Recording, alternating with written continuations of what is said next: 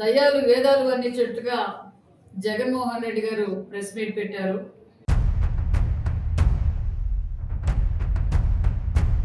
అమరావతి పనులు ఏ విధంగా జరుగుతున్నాయో కూడా రాష్ట్ర ప్రజలు, భారతదేశ ప్రజలందరూ చూస్తున్నారు. నేను తాడేపల్లిలో ప్రజలతో దోచుకున్న డబ్బుతో పెద్ద ప్యాలెస్ కూడా కట్టుకున్నాను.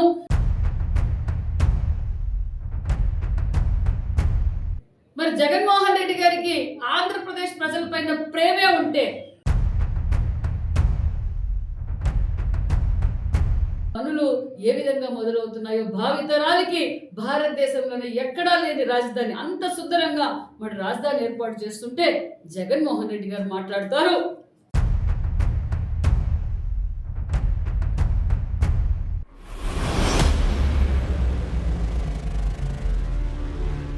మాజీ ముఖ్యమంత్రి జగన్మోహన్ రెడ్డి ఎన్ని బెదిరింపులకు దిగినా ప్రజా రాజధాని అమరావతిని నిర్మించి తీరుతామని రాష్ట్ర బీసీ సంక్షేమ శాఖ మంత్రి సవిత తెలిపారు. అన్ని వ్యవస్థలను నాశనం చేసి వేల కోట్లు దోచుకున్న జగన్ అతిపెద్ద చోర్ అని ఆరోపించారు. దెయ్యాలు వేదాలు వల్లించినట్టు రాయలసీమకు తీవ్ర ద్రోహం చేసి కూటమి ప్రభుత్వంపై విషం కక్కుతున్నారని మండిపడ్డారు. పెనుకొండలోని క్యాంపు కార్యాలయంలో శుక్రవారం నిర్వహించిన మీడియా సమావేశంలో మంత్రి సవిత మాట్లాడారు. అమరావతి రాజధాని అని తన సొంతింటిని తాడేపల్లిలో కట్టుకున్నానని ప్రజలను గతంలో నమ్మించాడన్నారు. అధికారంలోకి రాగానే రాజధాని పేరుతో మూడు ముక్కలాట ఆడారన్నారు. 5 ఏళ్ల పాటు రాజధాని లేకుండానే పాలించిన ఘనుడు జగన్మోహన్ రెడ్డి అని ఎద్దేవా చేశారు. రాష్ట్రంలో ఏకకాలంలో అభివృద్ధి మరియు సంక్షేమ పథకాలను సీఎం చంద్రబాబు అమలు చేస్తుండడంతో జగన్ ఓర్వలేకపోతున్నాడని మంత్రి సవిత ఘాటుగా విమర్శించారు. నిన్నటి రోజున దయ్యాలు వేదాలు వర్ణించేట్టుగా జగన్మోహన్ రెడ్డి గారు ప్రెస్ మీట్ పెట్టారు. మరి జగన్మోహన్ రెడ్డి గారికి మాట్లాడే నైతిక విలువలే లేవని కూడా నేను తెలియజేస్తున్నాను. ఎందుకంటే జగన్మోహన్ రెడ్డి గారు నిన్నటి రోజున అమరావతి గురించి మాట్లాడారు. మరి జగన్మోహన్ రెడ్డి గారికి చట్టబద్ధంగా అమరావతి రాజధానిగా ప్రకటించండి అని మరి కూటమి ప్రభుత్వం కష్టపడుతుందన్న విషయం మీకు అందరికీ తెలుసు.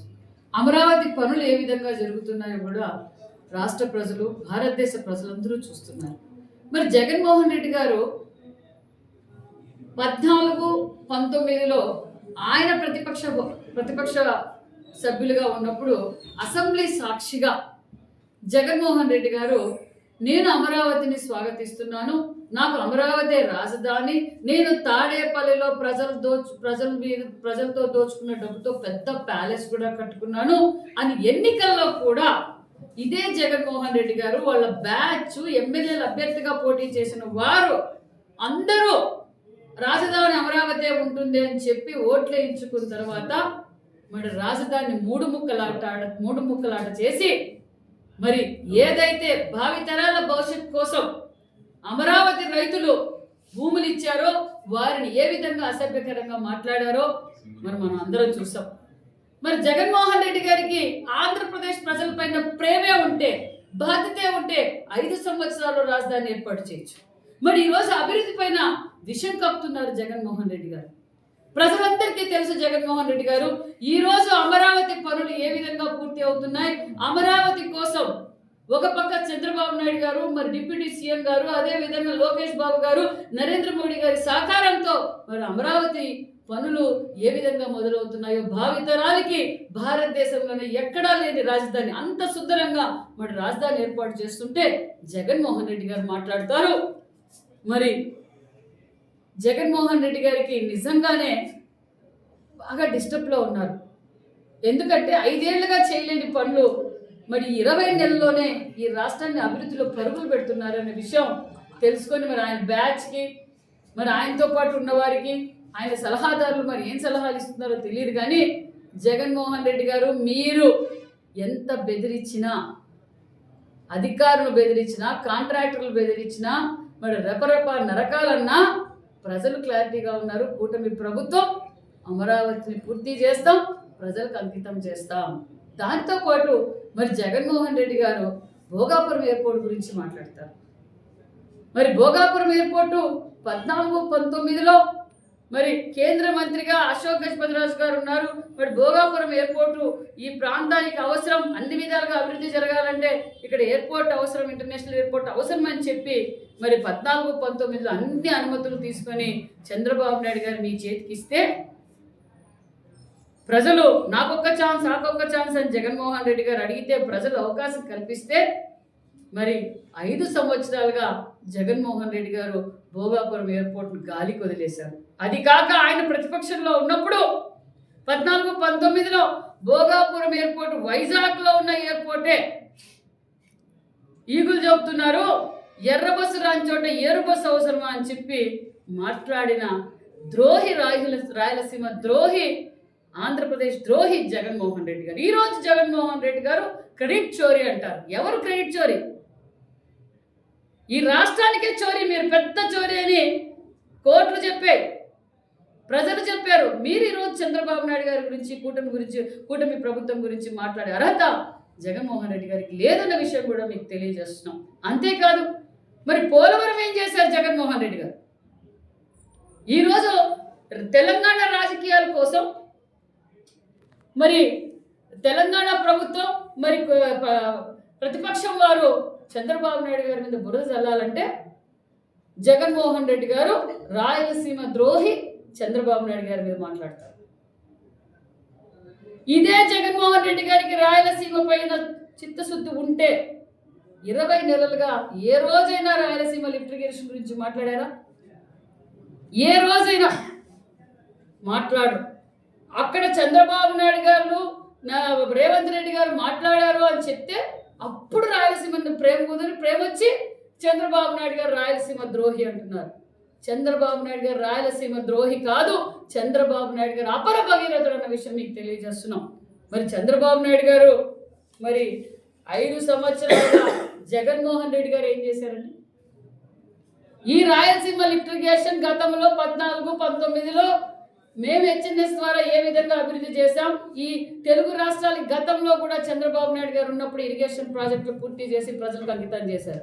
అంతేకాకుండా మరి రాయలసీమకు తాగునీరు ఇచ్చింది, సాగునీరు ఇచ్చింది చంద్రబాబు నాయుడు గారు. మరి 1924లో మీరు ముఖ్యమంత్రిగా ఉన్నారు. రాయలసీమ లిఫ్ట్ ఇరిగేషన్ కోసం మీ సొంత కంపెనీలు పని కల్పించాలని చెప్పి డిపిఆర్కి 900 కోట్ల రూపాయలు మీరు డ్రా చేశారు.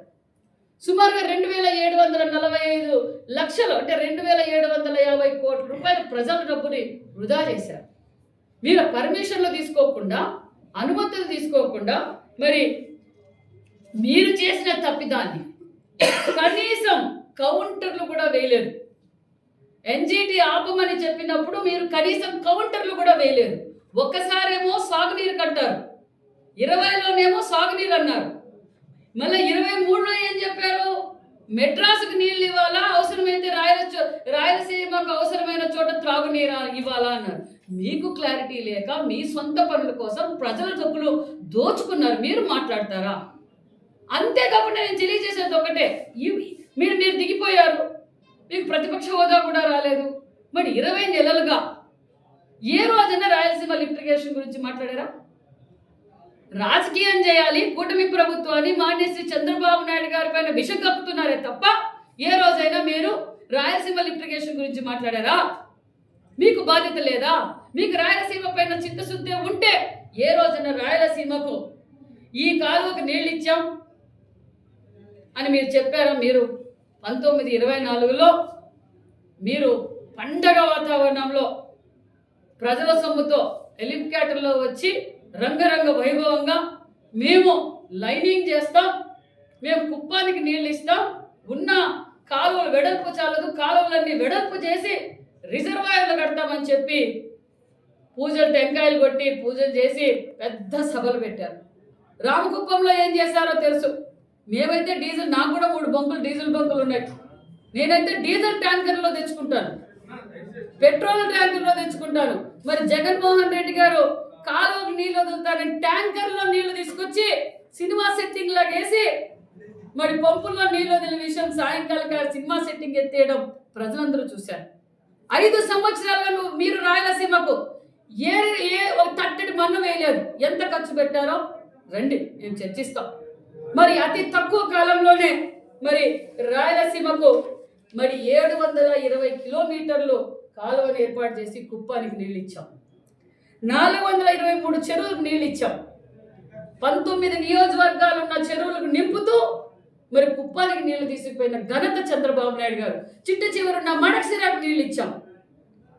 సుమారుగా 3,000 కోట్ల రూపాయలతో ఈరోజు మేము పనులు పూర్తి చేసి రాయలసీమను సస్యశ్యామలం చేయాలనుకుంటున్నాం. మరి చంద్రబాబు నాయుడు గారికి క్లారిటీ ఉంది.